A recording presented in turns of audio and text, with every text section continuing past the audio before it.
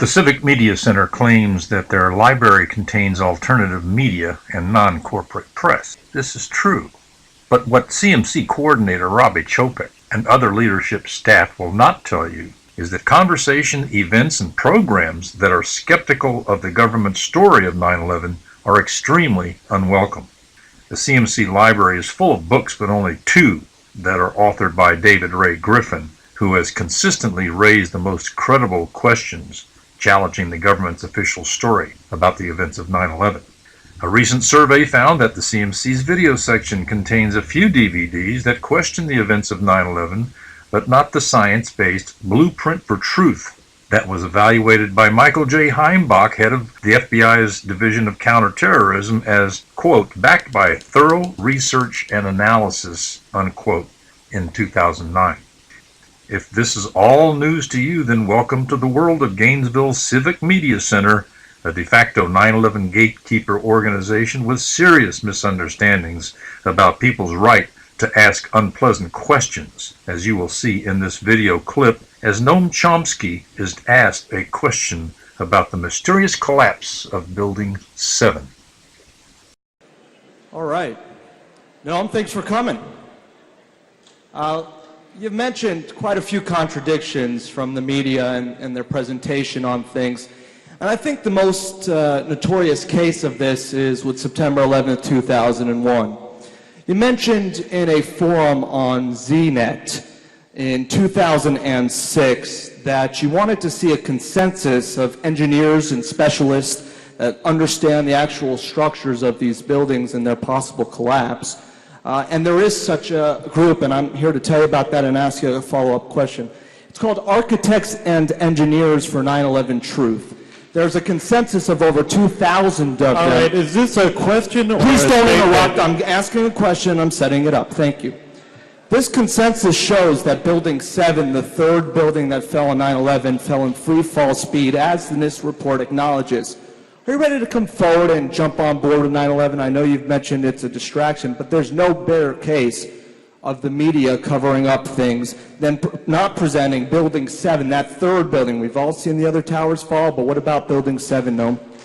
Well, in fact, you're right that there's a consensus among a minuscule number of architects and engineers, tiny number. A couple of them are perfectly serious. They're not doing what scientists and engineers do when they think they've discovered something. What you do, when you think you've discovered something, what you do is write articles in scientific journals, give talks at the professional societies, go to the civil engineering department at MIT or Florida or wherever you are, and present your results, and then proceed to try to convince the national academies, the professional society of physicists and civil engineers, the departments in the major universities, convince them that you've discovered something. Now, there happen to be a lot of people around who spent an hour on the internet and think they know a lot of physics, but it doesn't work like that. There's a reason why there are, there's a reason, may I finish? There's a reason why there are graduate schools in these departments and research. So the thing to do is pretty straightforward. Do what scientists and engineers do who think they've made a discovery. Now, when this is brought up, as it has been, there are one or two minor articles, like this one article that appeared in an online journal which claims to have found, where someone claims to have found traces of nanothermite in Building 7. I don't know what that means. You don't know what that means. But if it means anything, bring it to the attention of the scientific community. That's a couple of other fragments like that. So yes, there's a small group of people who believe this, and there's a straightforward way to proceed. Now, when this is brought up, there's a standard reaction. Scientists and engineers and professional societies and physicists are so intimidated by the government that they're afraid to they don't have the courage to take this position. Anyone who has any record of any familiarity with political activism knows that this is one of the safest things you can do. It's almost riskless.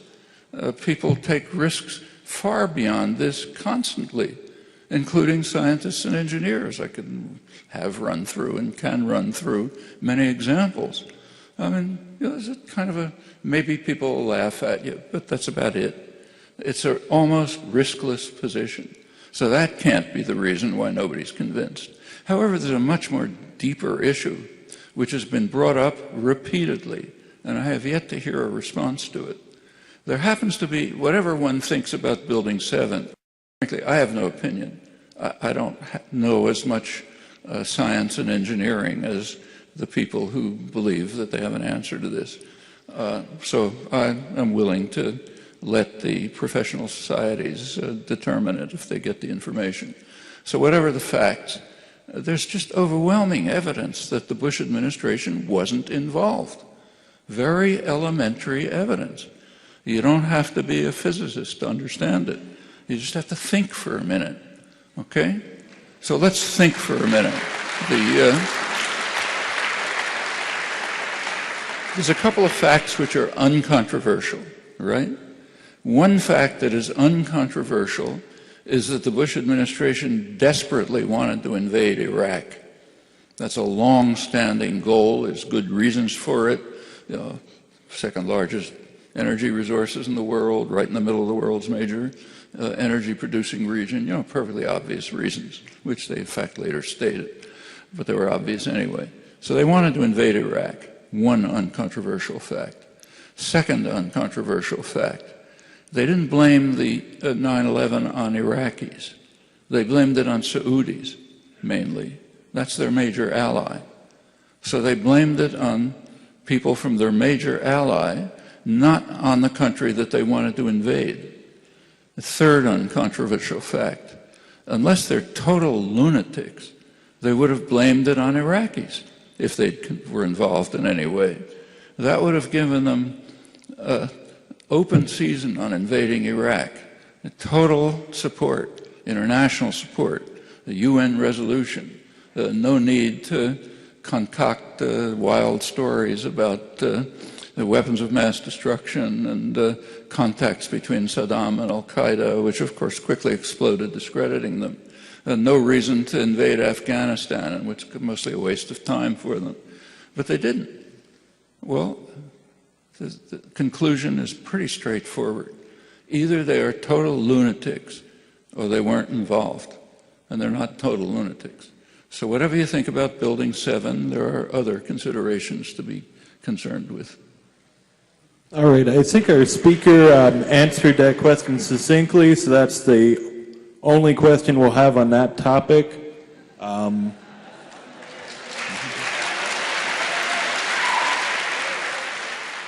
Now, contrast Robbie Chopek, CMC coordinator's willingness to shut down Bob Tuskin's question about 9/11, while the mainstream news is asking questions about 9/11 that the Civic Media Center and Noam Chomsky should have been asking for the past decade. This 9/11, the world's top physicists, pilots, engineers joined victims' families to sidestep the mainstream media wall of silence.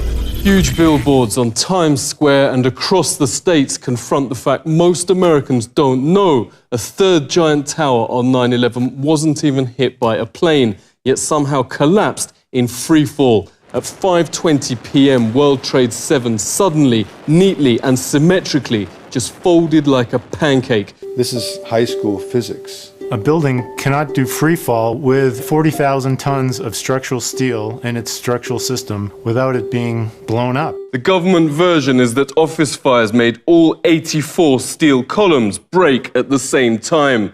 But there are other versions. John Cole's among thousands of leading independent experts with architects and engineers for 9/11 Truth. Great to speak to you. So who did it? Who didn't do it is the 19 hijackers that allegedly flew the plane. It is impossible.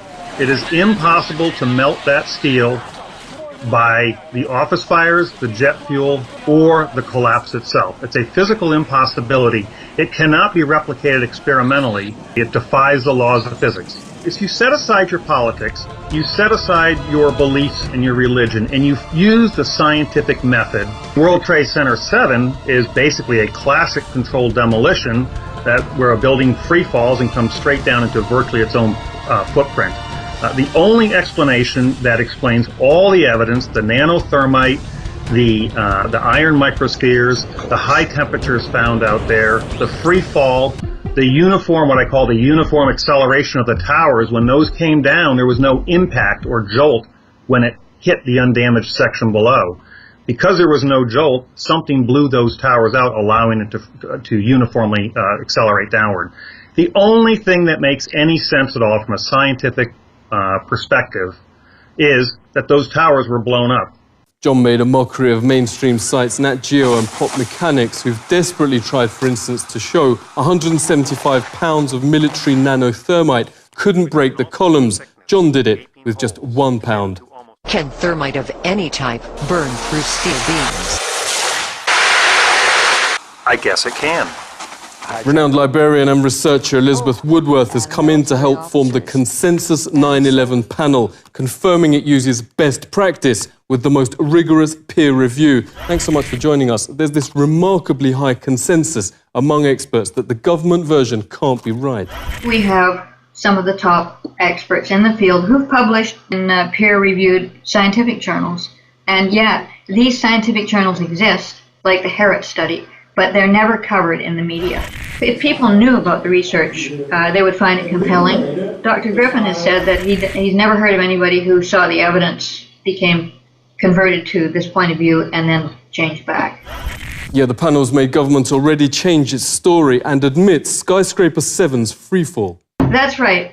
David Chandler is an extraordinary model maker. Chandler is on the panel, and he devised a model to prove that the top floors fell with no resistance. There's only one way that that can happen, and that is that all the columns, there are 84 of these columns, that they were severed at the same moment. Dr. Graham McQueen accessed the New York Fire Department records from that day. Thanks very much for joining us. Never broadcast by mainstream media, but more than 100 witnesses have even reported the explosives bringing down the Twin Towers.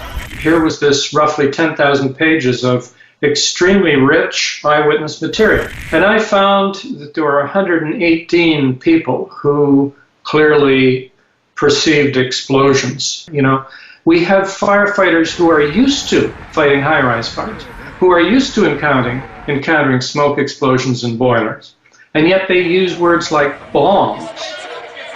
You know, they don't identify it with the things we would expect. Floor by floor instead of popping out. It was if they had detonated. If they were planned to take down a building. Boom, boom, boom, boom, boom, boom, boom. All the way down. Bob McIlvaine has wanted answers why the post-mortem of his son Bobby found his fatal injuries in the South Tower consistent not with fireballs, but explosives.